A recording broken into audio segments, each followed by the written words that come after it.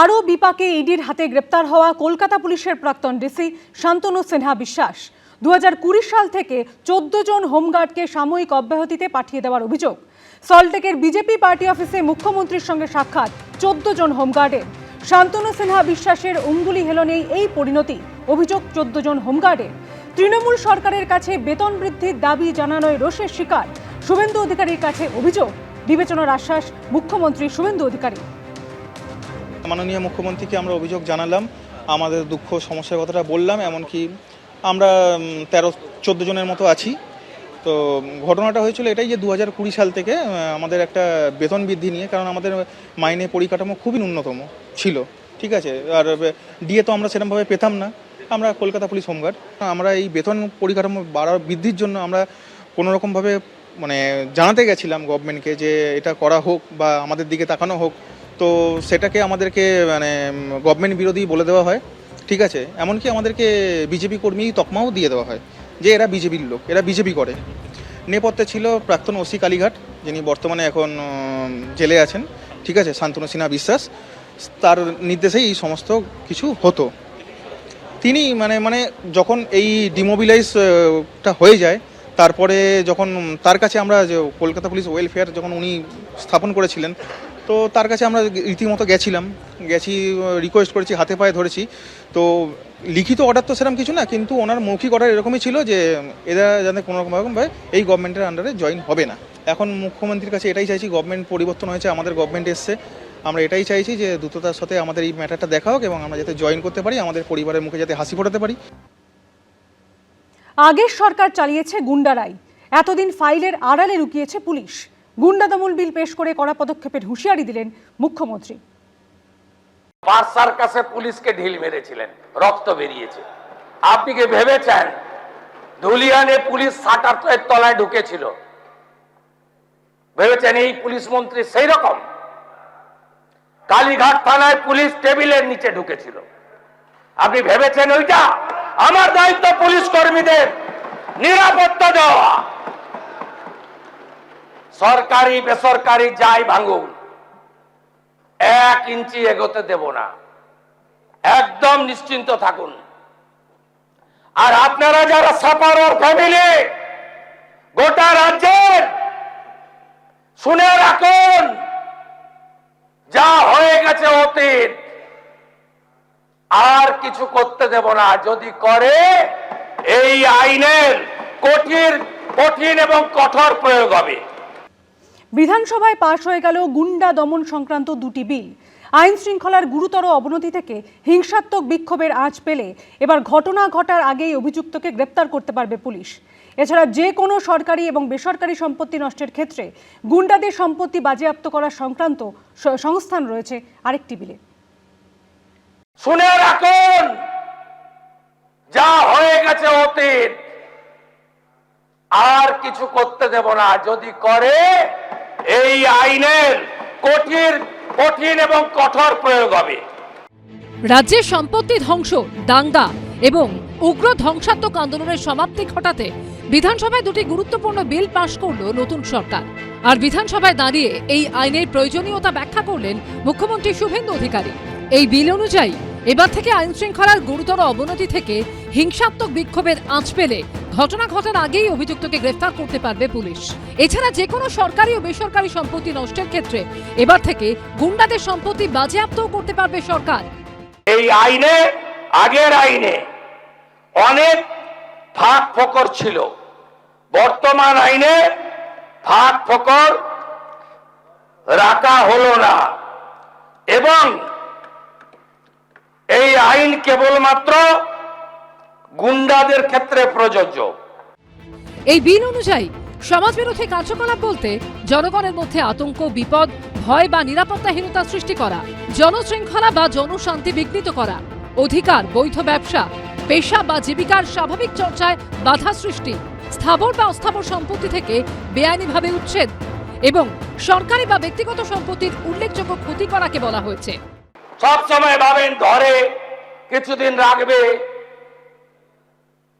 লম্বা বিচার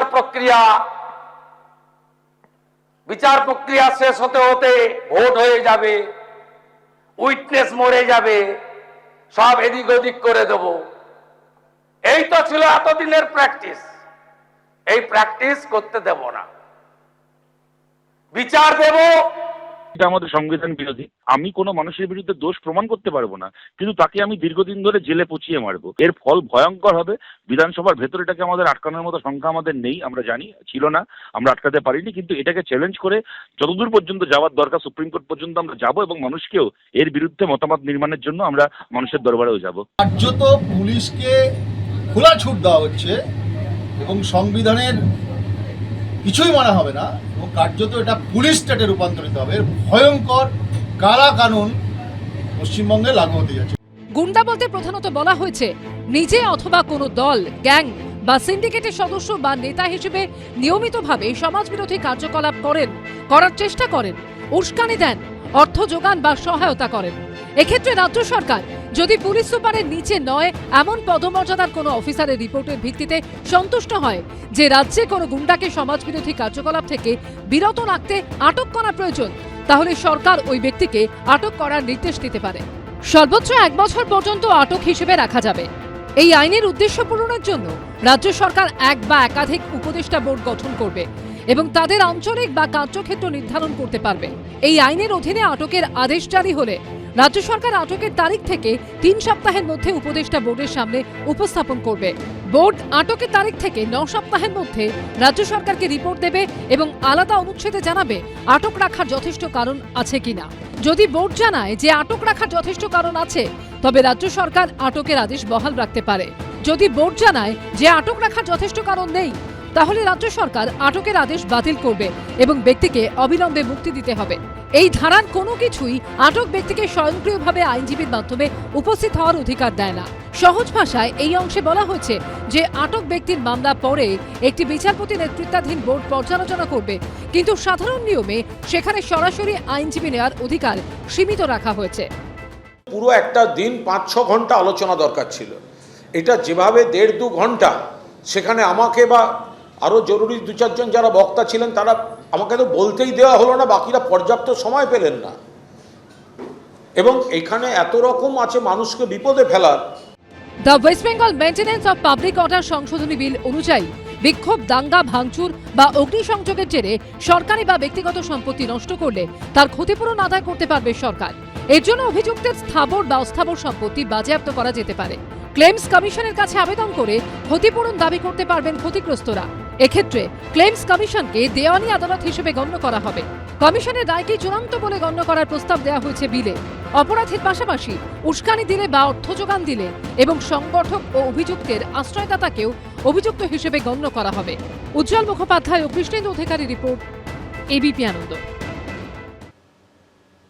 বিধানসভায় পাস হলো ওবিসি সংরক্ষণ সংশোধনী বিল।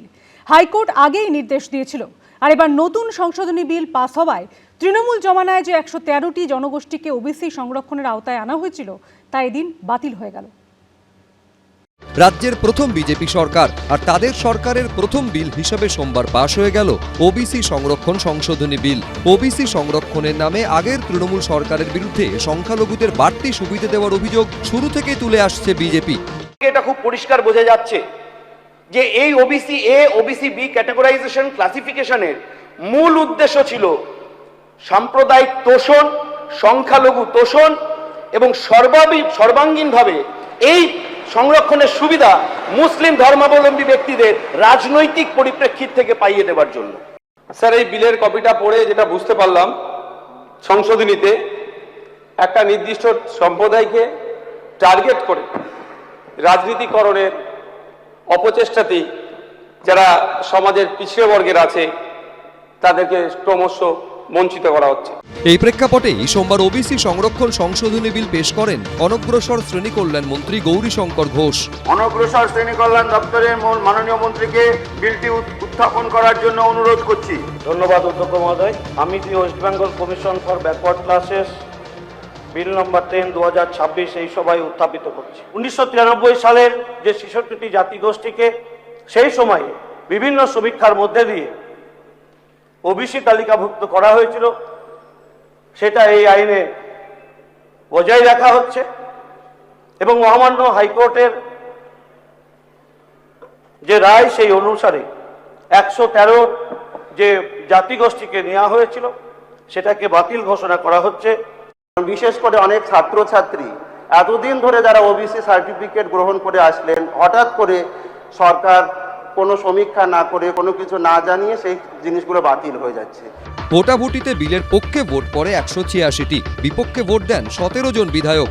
অধিবেশন কক্ষে থেকেও ভোট দানে বিরত থাকেন 6 জন। ক্ষমতায় এসে 2012 সালে ওবিসি সংরক্ষণ আইনে সংশোধনী এনে ওবিসি এ ক্যাটেগরিতে 65টি এবং ওবিসি বি ক্যাটেগরিতে 78টি জনগোষ্ঠীকে যুক্ত করে দেয় তৎকালীন তৃণমূল সরকার। কিন্তু তৃণমূল জমানার এই আইন নিয়ে বিস্তর গরমিলের অভিযোগ ওঠে, মামলা করায় হাইকোর্টে। 2024-এর 22শে মে 2010 সাল থেকে দেওয়া সমস্ত ওবিসি সার্টিফিকেট বাতিলের নির্দেশ দেয় আদালত। এই প্রেক্ষাপটে এদিন সংশোধনী বিল পাশ করে 2012 সালে তৃণমূলের আমলে পাশ হওয়া ওবিসি এ ক্যাটেগরিতে 65টি এবং ওবিসি বিতে 78টি জনগোষ্ঠীকে যুক্ত করার তৃণমূলের আনা বিধি বাতিল করে দেওয়া হলো। এদিন পাশ হওয়া the West Bengal commission for backward classes amendment bill 2026 অনুযায়ী ওবিসি তালিকায় নাম যুক্ত করা বা বাদ দেওয়া নিয়ে কোনো অভিযোগ থাকলে নাগরিকরা কমিশনে আবেদন বা অভিযোগ করতে পারবেন। তা খতিয়ে দেখে সরকারকে প্রয়োজনীয় সুপারিশ করবে কমিশন। Ashabul Hossain, Krishnendu Adhikari, Ujjwal Mukhopadhyay, ABP Ananda. Public safety and control of anti social activities bill 2026 bill number 14 2026 এর অনুমোদিত ও পাস হয়েছে। তোলাবাজির অভিযোগে গ্রেপ্তারির 8 ঘন্টার মধ্যেই জামিন পেয়ে গেলেন প্রাক্তন তৃণমূল কাউন্সিলর শামস ইকবাল। ফিরহাদ হাকিম ঘনিষ্ঠ প্রাক্তন তৃণমূল কাউন্সিলরের বিরুদ্ধে 2023 সালে 70 লক্ষ টাকা তোলাবাজি সহ আগ্নেয়াস্ত্র দেখিয়ে শাসানির অভিযোগ ওঠে। ধৃত তৃণমূল নেতাকে আলিপুর আদালতে নিয়ে আসতেই মোড়বদল, কোর্টে গিয়ে অভিযোগ তুলে নেন অভিযোগকারী। তোলাবাজির অভিযোগে সকালে গ্রেফতার হয়েছিলেন, বিকেলেই জামিন পেয়ে গেলেন প্রাক্তন মেয়র ফিরহাদ হাকিম ঘনিষ্ঠ শামস ইকবাল। সোমবার সকাল 8টা নাগাদ কলকাতা পুরসভার 134 নম্বর ওয়ার্ডের প্রাক্তন তৃণমূল কাউন্সিলর শামস ইকবালকে তোলাবাজি মামলায় গ্রেফতার করে গার্ডেন রিচ থানা। তৃণমূল নেতার বিরুদ্ধে ভয় দেখিয়ে 70 লক্ষ টাকা আদায়ের পাশাপাশি আগ্নেয়াস্ত্র দেখিয়ে শাসানোর অভিযোগ করেন মোহাম্মদ সাদাব নামে এক ব্যবসায়ী। মেটিয়াবুরুজের বাসিন্দার করা অভিযোগের ভিত্তিতে সোমবার সকালে শামস ইকবালকে গ্রেফতার করে গার্ডেন রিচ থানা। তার বিরুদ্ধে তোলাবাজি, অস্ত্র আইন সহ জামিন অযোগ্য একাধিক ধারায় মামলা রুজু করে পুলিশ। সে যথেষ্ট প্রভাবশালী নেতা ছিল। সে হচ্ছে ফিরহাদ হাকিম অত্যন্ত ঘনিষ্ঠ হিসেবে পরিচিত ছিল। এছাড়া শামস ইকবালের নাম যেমন গার্ডেন রিচে যে বাড়ি বিপর্যয়ের ঘটনা ঘটে সেই সময় বেআইনিভাবে এই বাড়ি নির্মাণ ওই এলাকায় তার মদত দেওয়া এমন একটা ভুরি ভুরি অভিযোগগুলো সামনে এসেছিল। কিন্তু বিকেলেই আলিপুর আদালতে গিয়ে শামস ইকবালের বিরুদ্ধে অভিযোগ তুলে নেওয়ার কথা বলে হলফনামা জমা দেন অভিযোগকারী। গ্রেফতারির 8 ঘন্টার মধ্যেই জামিন পেয়ে যান গার্ডেন রিচ এলাকার দাপুটে তৃণমূল নেতা। অভিযোগকারিনী যে কমপ্লেন করেছিল, পরবর্তীকালে তাদের ওয়েল উইসাররা এটাকে নিয়ে বসার পর তাদের মধ্যে একটা সমঝোতা হওয়ার পরে পরবর্তীকালে তারা মহামান্য আদালতে এসে একটা এফিডেভিট পেশ করে তারা মামলাটাকে করেছে এবং আদালত তাকে 1000 টাকার বন্ডে শর্ত সাপেক্ষ জামিন দিয়েছে। একজন কমপ্লেনেন্ট করেছিলেন, ওই কমপ্লেনেন্টের সঙ্গে এই যিনি আজকে যে অ্যাকিউজড এদের একটা সম্পর্ক রয়েছে, বিজনেস ট্রানজাকশান দীর্ঘদিনের রয়েছে। সেই ট্রানজাকশানের কিছু ভুল বোঝাবুঝির জন্য উনি একটা মামলা করেছিলেন। আজকে ওনারা বসে আবার ওদের কম্প্রোমাইজ হয়ে সম্পূর্ণ। সোমবার বিকেল 4টে নাগাদ ফিরহাদ হাকিম ঘনিষ্ঠ তৃণমূল নেতাকে জামিন দিয়ে দেয় আলিপুর আদালত। পার্থপ্রতিম ঘোষ, এবিপি আনন্দ, কলকাতা। 2019 সালে সিএএ হিংসার প্রসঙ্গ টেনে মমতা বন্দ্যোপাধ্যায়ের বিরুদ্ধে সংখ্যালঘু তোষণের অভিযোগ তুললেন শুভেন্দু অধিকারী। সাঁতরাগাছিতে বাস পোড়ানোর প্রসঙ্গ টেনে বললেন সেদিন তিনি ফোন করেছিলেন তৎকালীন মুখ্যমন্ত্রীকে। 2019 সিটিজেনশিপ অ্যামেন্ডমেন্ট অ্যাক্ট, সিএএ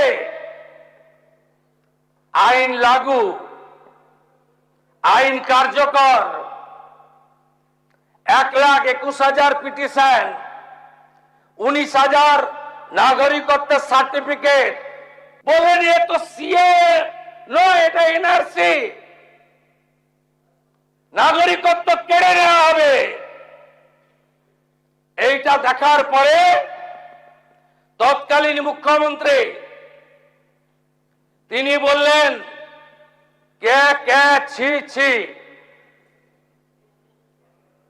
তিনি প্রথম মিছিল করলেন, ওটা ভারতে কোথাও অশান্তি হয়নি।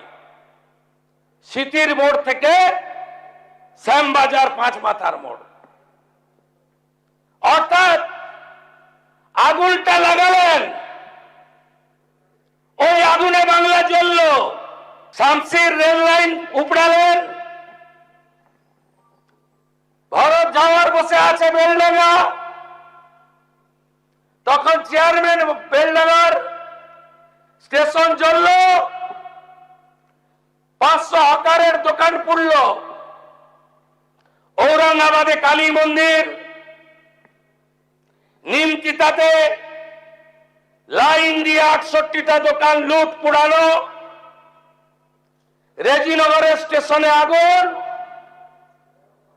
নবান্ন থেকে একটু দূরে সাঁতরাগাছিতে 37টা বাস পুড়ল, 22টা সরকারি বাস। আমি পরিবহন মন্ত্রী, মন্ত্রগুপ্তির শপথ ছিল, বলবো না। ফোন করলাম, সরকারি বাস জ্বলছে, বলছেন না কিছু করা যাবে না। আমি পুলিশকে বলেছি ওদের সঙ্গে কথা বলতে, যাতে রাস্তাটা পরিষ্কার হয়। 2024 সালে ওয়াকফ বিল নিয়ে অশান্ত হয়ে উঠেছিল মোথাবাড়ি থেকে জাফরাবাদ। সোমবার সেই প্রসঙ্গেও তৃণমূল সরকারকে নিশানা করেন মুখ্যমন্ত্রী। প্রশ্ন তোলেন তৎকালীন প্রশাসনের ভূমিকা নিয়েও।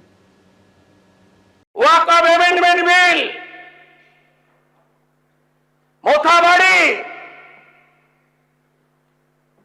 জ্বালিয়ে দিলেন, ভেঙে দিলেন, লুট করলেন, লাইন দিয়ে 81টা দোকান। আমি হাইকোর্টে গিয়ে লড়াই করে 12 দিন পরে ঢুকলাম। এটা সরকার, আগের সরকার এটা ছিল। 3টে হিন্দুর দোকান লুট করলেন, পাশে 2টো মুসলমান দোকান ছাড়লেন, আবার পরপর 5টা হিন্দুর দোকান করলেন। এটা রাজনীতি। শক্ত হাতে ধরতেন, আধা সেনা চাইতেন, ক্ষতিপূরণ দিতেন, গুন্ডারা এই জিনিস করতে পারত না। বাড়তে বাড়তে বাড়তে এই যে নওদার এমএলএ যে ভাষায় কথা বলে, এটা আপনাদের পাপের ফল। বলছে 4700 জেল, তাই নাকি? আপনাকে কেমন সবক শিখাতে হয় এই সরকারের মুখ্যমন্ত্রী শেখাবে। জাফরাবাদ, দত্তাবাদ, আরে নুন রাখার বাটি রাখেননি, এরা কারা? এবিপি আনন্দ, এগিয়ে থাকে, এগিয়ে রাখে।